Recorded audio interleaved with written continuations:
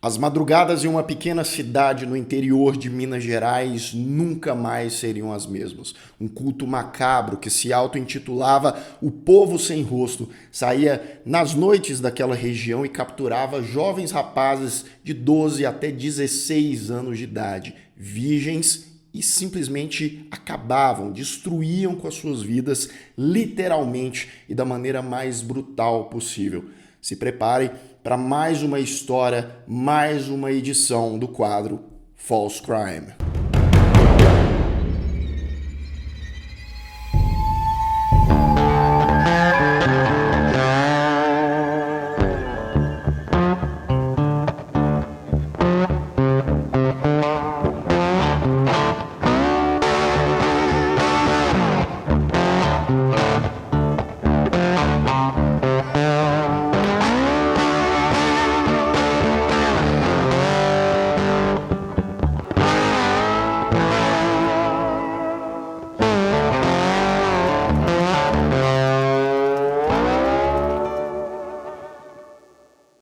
A data era 30 de agosto de 1999, a cidade Frutal, interior de Minas Gerais. O jovem Adalberto Tremembé Parreira, de 15 anos de idade, estava às 9h30 da manhã em uma fazenda. Seus pés estavam acorrentados e ele estava sendo levado por 2 guardas em uma grande fazenda para uma espécie de sala principal no casarão dessa fazenda. Era uma biblioteca cheia de livros, móveis requintados de madeira. Lá, Adalberto se sentou e o líder desse culto, conhecido apenas pela letra S, fez uma proposta a Adalberto. S tinha vestes do século XVIII, usava uma máscara amarelada que dava a impressão de que ele não tinha rosto.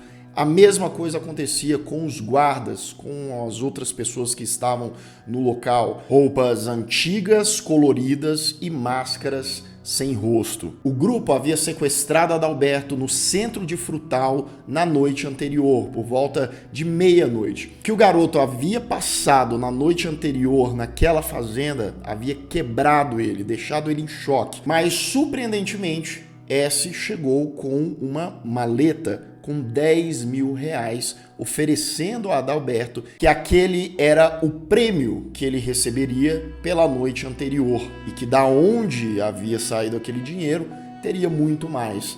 Adalberto ficou sem palavras, engasgou com seu choro e, em um ataque de fúria, se levantou, chamou todos na sala de maluco, psicopatas e disse que de maneira alguma aceitaria aquele dinheiro sujo e muito menos faria parte daqueles atos doentios. Adalberto, mesmo com os pés acorrentados, tentou correr para fora do salão. Os integrantes do Povo Sem Rosto calmamente acompanharam a tentativa de fuga de Adalberto.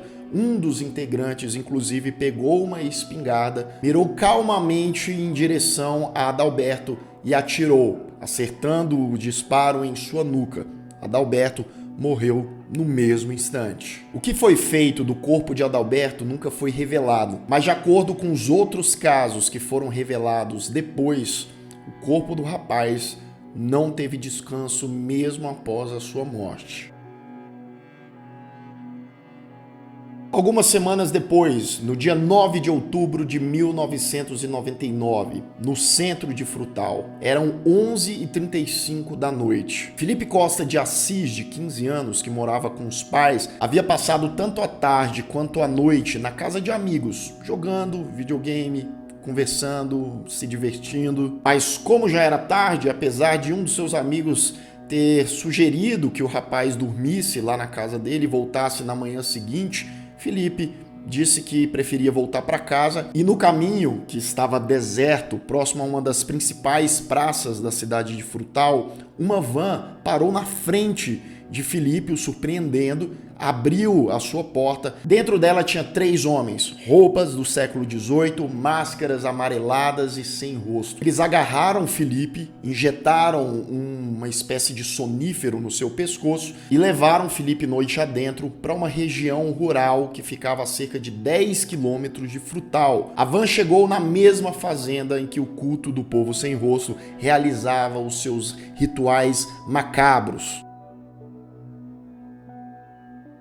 Ainda desmaiado, Filipe teve as suas roupas retiradas e foi jogado no chão de uma grande sala circular, onde tinham várias pétalas de rosas, velas por todos os lados, quadros com pinturas renascentistas. Tinha por todo lado também crânios, alguns deles pareciam humanos, outros de animais. Filipe recebeu baldes de água fria no seu rosto e a visão que teria a seguir seria de completo desespero.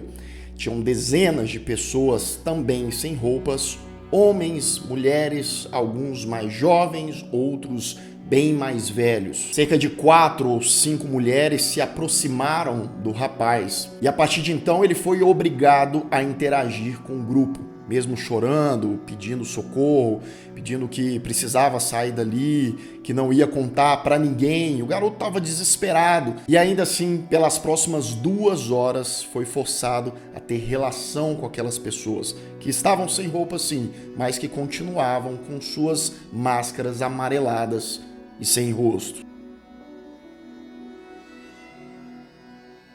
O que deixava a situação ainda mais bizarra, independente se o lugar já estava escuro, se estava composto de elementos um mais macabro, bizarro do que o outro, os homens, principalmente, que estavam no lugar, cantarolavam com suas vozes grossas, palavras que pareciam latim, enquanto toda a ação acontecia no centro daquela sala. Logo depois, Filipe, que estava exausto, em choque, já não tinha força nas suas pernas, estava com seus pés acorrentados um no outro, ele foi obrigado a sentar numa mesa e nessa mesa tinha um grande banquete, cheio de carnes, frutas, batatas, vinhos. O garoto, que tinha acabado de perder a sua virgindade da maneira mais indescritível possível, não sabia se comia, tentou comer ali por algumas vezes, mas a comida voltava, dava vontade de vomitar. Depois de alguns minutos e sem fome, alguns dos integrantes do Povo Sem Rosto levou Filipe até um quarto e o trancou lá.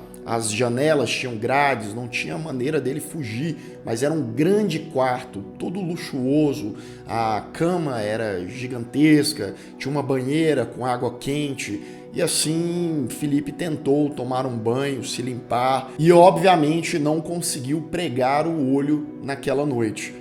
Eram 8h30 da manhã do dia seguinte, quando 3 integrantes do culto abriu a porta do quarto e mais uma vez levaram Filipe. Dessa vez para a sala que parecia uma grande biblioteca e no centro dela lá estava S, o líder do culto do Povo Sem Rosto. S, que pela sua voz já parecia um homem mais maduro, disse que Filipe tinha participado de algo importante, de algo que faria a humanidade mudar, um processo que o planeta Terra estaria passando para receber uma entidade que supostamente acabaria com todo o sofrimento da Terra. S ofereceu os 10 mil reais e uma maleta para Filipe e disse que caso ele topasse fazer mais uma noite como aquela, mais um ritual entregue, sem sofrer, sem ficar preocupado, ele ganharia mais 20 mil reais, totalizando 30 mil reais pelas 2 noites. Filipe, claro, negou imediatamente, disse que aquilo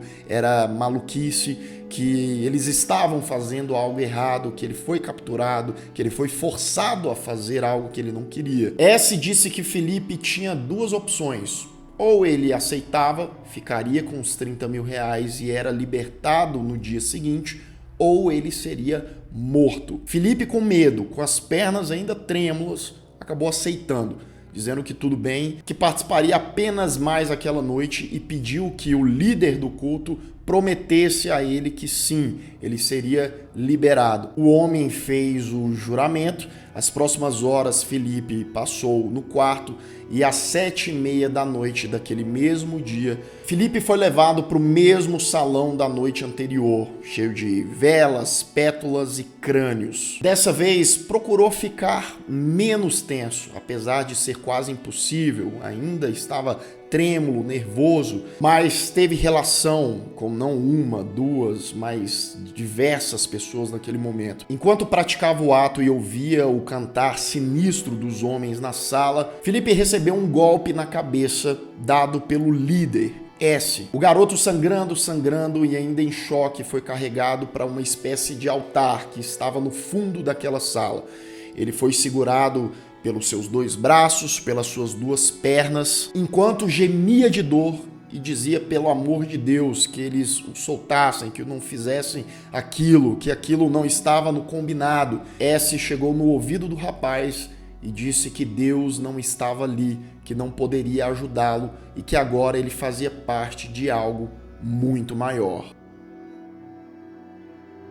A partir de então, os membros de Filipe foram cortados, serrados, os braços, as pernas. Enquanto o processo acontecia, S dizia em latim as palavras Nos tuam benedictione, et vitam tuam aeternam, tradidimus tibi domini tenebrarum, que significa, dei-nos sua bênção e sua vida eterna, Senhor das trevas. Enquanto os membros eram partidos, o sangue corria para todos os lados, Filipe já estava morto, já tinha parado de gritar, os integrantes sem roupas pelo salão espalhados e diziam repetidamente depois desses dizeres gratias tenebris, que significa graças escuridão.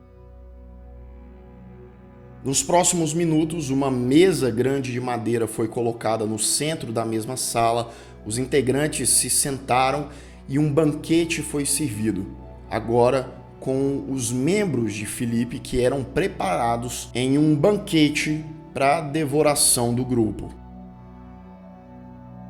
As buscas por Filipe continuavam quando no dia 13 de dezembro de 1999, um novo sequestro acontece por parte do povo sem rosto. Murilo Bezerra Silva, de 16 anos, estava voltando da casa da namorada por volta de 00:30, quando a tradicional van do culto parou em sua frente, o capturou, colocou o sonífero em seu pescoço e seguiu em direção à fazenda, a 10 quilômetros dali. Murilo passou pelos mesmos procedimentos de Filipe, de Adalberto, passou pela sessão de abusos e quando foi levado até o seu quarto com os pés acorrentados, passou os próximos minutos tentando se livrar incansavelmente das correntes. Chegou a pegar alguns objetos para tentar serrar, machucou o pé de várias maneiras, mas ele conseguiu liberar o pé direito da corrente. O barulho foi tanto que os 2 guardas que vigiavam a porta do quarto onde Murilo estava preso entrou nesse momento no quarto, mesmo levando alguns golpes, socos, chutes. Murilo conseguiu desmaiar os 2 homens com um grosso pedaço de madeira que estava em um canto do quarto. Ele até pensou em tirar a máscara amarela para ver a identidade daqueles homens, mas ele estava sem tempo e já escutava barulhos de pessoas correndo em direção. Então ele simplesmente saiu correndo sem olhar para trás. Murilo foi correndo entre os corredores, estava perdido, chegou a avistar alguns integrantes do grupo em lugares diferentes do lugar, todos usando suas máscaras, mas até que enfim conseguiu achar uma porta de saída, a principal. Saiu correndo, mesmo com uma das correntes ainda presa aos seus pés, nunca havia corrido como naquela noite. 2 integrantes do culto ainda tentaram atirar com suas espingardas em direção a Murilo, mas apenas 2 tiros pegaram de raspão no rapaz, sendo um no braço direito e outro no ombro direito.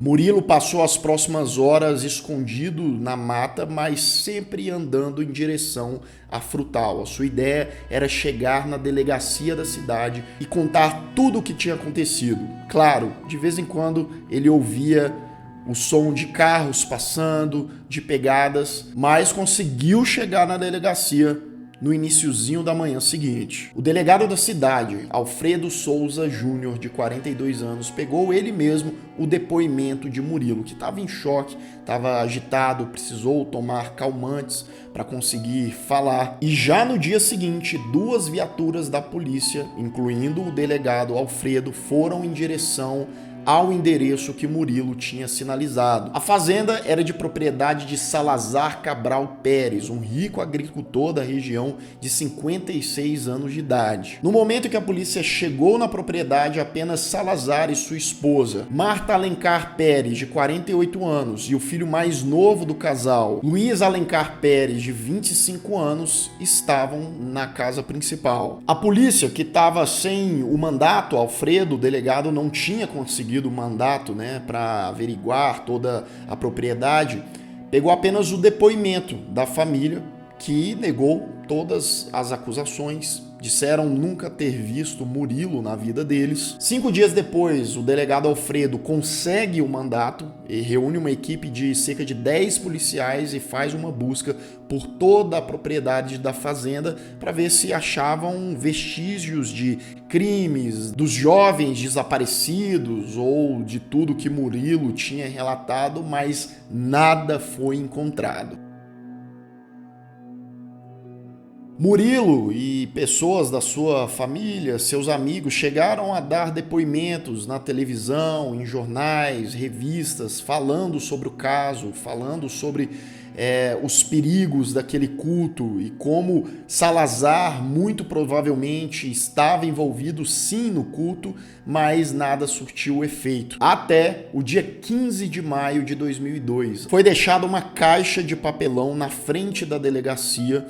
As pessoas ficaram com medo de ser uma espécie de explosivo, mas não. Era apenas um diário velho com algumas marcas de sangue, com folhas bem gastas e amareladas. E o título desse diário, desse pequeno livro, era O Líder do Povo Sem Rosto. O diário, que não tinha identificação, a pessoa que tinha deixado a caixa não foi vista, dava informações sobre o culto, sobre como ele funcionava e apenas sobre o seu líder, Salazar Cabral Pérez.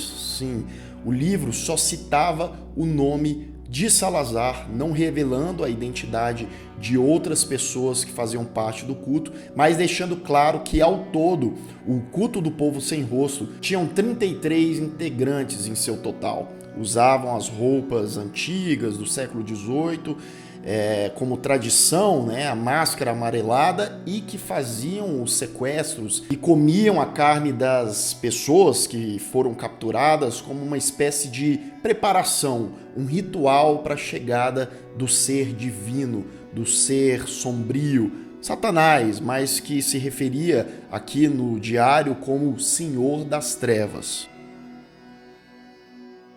O livro também especificava que quanto mais jovem era a vítima, ela sendo um rapaz, virgem, inocente, maior era a força para um suposto portal abrir, o Senhor das Trevas surgir e dar vida eterna para todo aquele grupo responsável por sua chegada. Não se sabe todos os motivos porque aquele diário foi parar na polícia, mas uma coisa ficou clara: a ideia da pessoa responsável pelo aquele livro era expor apenas e somente Salazar, por algum motivo. Salazar chegou a ser preso, porque sim, no livro tinha algumas fotos dele sem a máscara e no momento do suposto banquete, onde tinha membros humanos supostamente reais, espalhados pela mesa. Porém, por falta de mais provas, de convicção de que aquela cena e de que tudo aquilo era real e Salazar dizendo que era uma montagem para difamá-lo, para acabar com a sua vida,